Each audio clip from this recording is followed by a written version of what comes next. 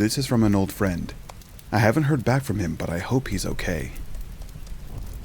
As you know, I am, or was, in training to be a coroner. My education was almost complete, and I had been working a paid internship with a well-known medical examiner in the Washington, D.C. area. All that changed a few hours ago when I was fired from the office for refusing to participate in what I believed to be a cover-up. Even though they warned me about consequences for leaking any information about this case, my conscience wouldn't be clear if I kept quiet. This is something people need to know. A few days ago, we received a call from the Metro Police about a possible body discovered on the Red Line. Since working here, we've responded to a few calls in the subway system. The first time it was a woman who tripped over someone's rolling suitcase while trying to pass by on the escalators. She ended up with a broken neck. Twice we were out there for a heart attack, once for a late-night mugging that went bad. The poor guy was stabbed repeatedly in the stomach even though he handed over his watch and wallet like the mugger had requested. So far, I haven't seen anything especially gory, and it was a bit of a letdown when the dispatch officer said the man was found just sitting on the train. Is it wrong that I've been looking forward to a call about someone either jumping or being pushed in front of a train? The interesting thing is the wording of the dispatch request. Possible body. If the word possible is in front of body, maybe it's the paramedics that should be responding and not the coroner's office. When we arrived, the paramedics actually were on the scene, so we figured it was just a miscommunication, and we were called out prematurely. Police tape blocked off the whole entire station platform. From our view at the top of the escalators, we could tell something wasn't right. The paramedics stood outside the door to the train car, and they weren't actually doing anything except arguing and pointing to a body slumped up against a window inside. We could have left, but since it was a slow evening, we decided to take a look anyway just to see what was going on. As we approached, I overheard some of the conversation between the two paramedics. "He's dead, right?" said the older of the two. "Dead people don't do that." Do what? I thought. Once they saw us, they quickly agreed that the man was dead and promptly left the scene to us. Clearly, this wasn't a call they wanted to handle. I can understand that. The police weren't much help either. I chatted with the officers on the scene while the doc went in to take a look at the man on the train. One of the detectives commented that there weren't any clear signs of foul play. The witnesses all claimed the guy just sat down like everyone else, and then he stopped breathing. Natural causes, I thought. Seemed like a pretty cut and dry case. But when I looked over my shoulder at the doc, he seemed confused.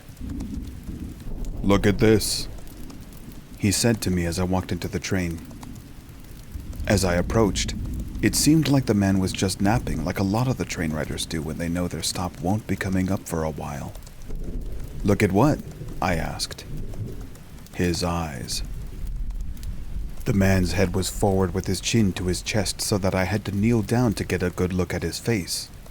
As I'm doing this, the doc is talking out loud like he tends to do, just going over his mental checklist. Not breathing, no pulse, his skin is cold to the touch, approximate time of death, 6 to 8 hours ago. I'm in the aisle of the train trying to make do with a pin flashlight since the dim lighting on the train wasn't helping things much. The man's eyes were open and they seemed to be staring at me. It's not uncommon, so I lean in closer hoping to figure out what it is the doc wanted me to see so that I don't look like an idiot, and then he blinked. I jumped back as quick as a mongoose would jump away from a cobra. "What the fuck?" I tried to say. "Exactly," the doc said. "Gotta be just a muscle spasm, right?" "You would think," he says. "But watch this." He grabs the guy by the hair and pulls his head back.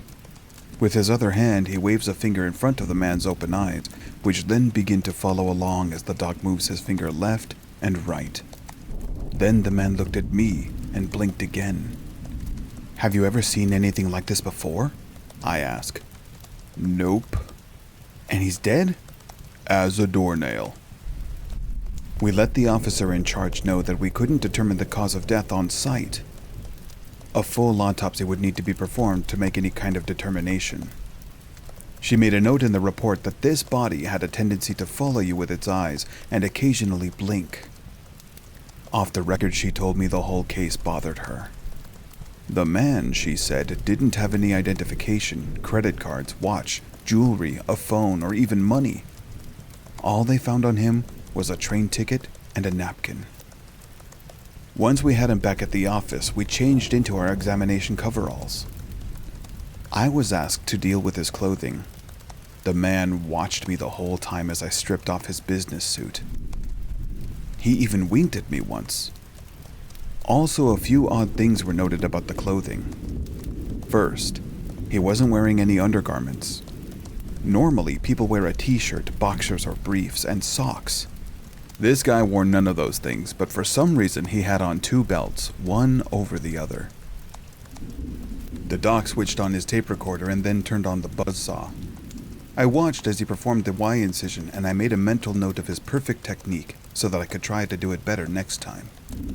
I'm telling you, the doc is a real artist. Next came the enjoyable cracking sound as the ribcage was pried open. All while this was happening, the man's eyes watched us. I could almost swear he was smiling too. Over the next hour, the doc made notes as he did the exam. He handed me each organ to be weighed and catalogued. There was nothing strange or out of the ordinary about any of the internal organs. Okay, the doc said. Let's take a look inside his head.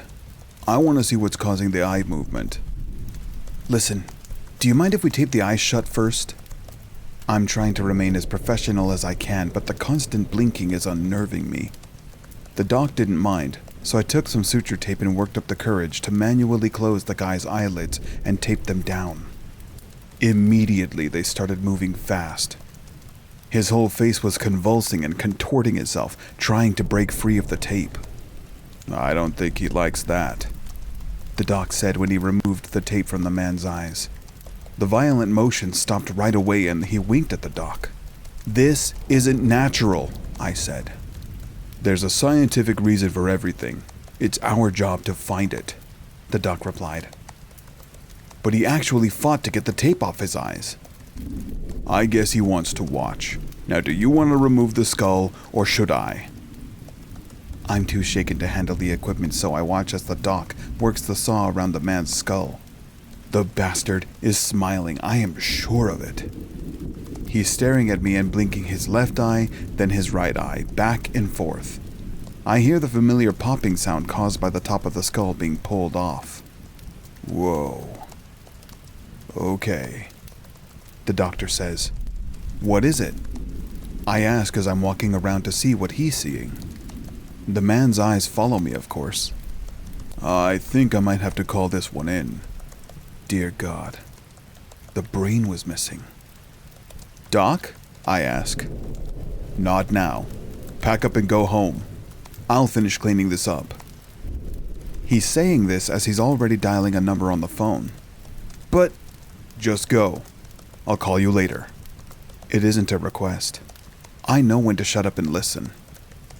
I make my way to the door knowing that the man is still staring at me. And don't say anything to anyone. The doc never called me back. Each time I tried to reach him, it went to voicemail. I tried to go back the next day, but security wouldn't let me in the building. They said I was to await further instructions while on paid leave. That was 4 days ago. This morning, I hear a knock at my door. It's a man who said he was with the medical examiner's office, but he looks as if he's with the CIA, FBI, NSA, or some other 3-letter agency. He asks if he can come in to talk. I open the door to let him in, and as I do so, I notice 2 other similarly dressed men sitting in a black Suburban across the street. The folder he hands me is a case file for the John Doe that was found on the train. All of the notes about the eye movement and the blinking were removed. There was no mention of anything out of the ordinary, let alone a missing brain. It's already got the doc's signature on it, and this man is asking for me to sign it as well. I try to tell him the file's all wrong, but he holds up a hand to stop me from speaking. "This is how it happened. Sign it," he said. I asked about the doc. I want to know why I haven't heard from him. He says the doc has been let go. The way he says it makes me think the worst. I refuse to sign it and ask to speak to the director of the medical examiner's office. The man informs me that would be impossible and that I am to be fired. But fired isn't the word he used. The word he used was terminated. He leaves when I ask him to go, but he warns me that mentioning this to anyone would have serious consequences. As soon as the door closed behind him, I packed a bag and took off. I saw that a black Suburban was parked at the end of my street, and I might just be paranoid, but I think it pulled out after I did. Just in case I was being followed, I changed direction several times. When I felt safe enough, I pulled into a nearby residential neighborhood and found an open Wi-Fi signal. I think something strange is going on in DC. Maybe elsewhere as well. I don't know what it could be, but I feel like the doc and I stumbled onto something we weren't supposed to know about, and now we're in danger. I found the doc's home number online. When I called it, it went straight to voicemail. I tried to leave a message for him, but the line went dead once I began talking. If someone is monitoring my phone calls, it's possible my car is bugged too, and they already know exactly where I am. Again, maybe I'm just paranoid or crazy. Maybe there is a completely logical explanation for the Scarecrow Corpse that stares and blinks and winks and smiles. I can't imagine how anything like that could exist or why. I'm scared. Really, really scared. I decided the only thing to do would be to write this and email it to everyone I know. Hopefully this information will make it to someone. If you've received this and haven't heard back from me by tomorrow, then I'm probably dead, and you'll know what I've written is true.